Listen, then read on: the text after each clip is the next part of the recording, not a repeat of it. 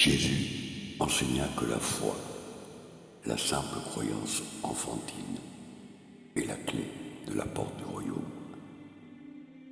Mais il enseigna également qu'après avoir passé la porte, il y a des degrés successifs de droiture que chaque enfant croyant doit gravir pour grandir jusqu'à la pleine stature des robustes fils de Dieu.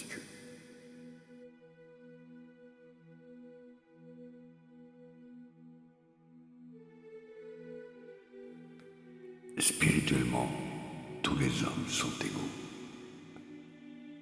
Le royaume des cieux est dépourvu de castes, de classes, de niveaux sociaux et de groupes économiques. Vous êtes tous frères.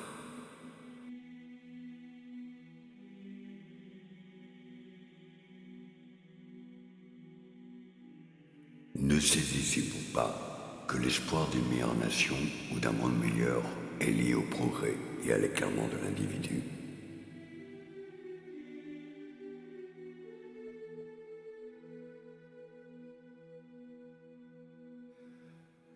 Il est peut-être bon d'honorer les chefs du passé qui connaissaient Dieu.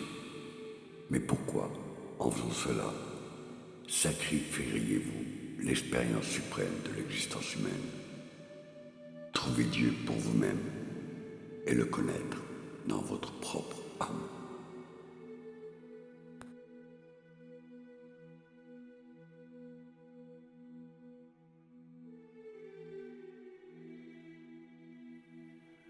La poignée de Juifs dans la synagogue de Capharnaüm ne représentait nullement les seuls êtres qui entendirent cette proclamation capitale clôturant le sermon de Jésus. La haine est l'ombre de la peur. La vengeance est le masque de la lâcheté. Les auditeurs ne purent jamais oublier non plus ces paroles bénies proclamant que l'homme est le Fils de Dieu et non un enfant du diable.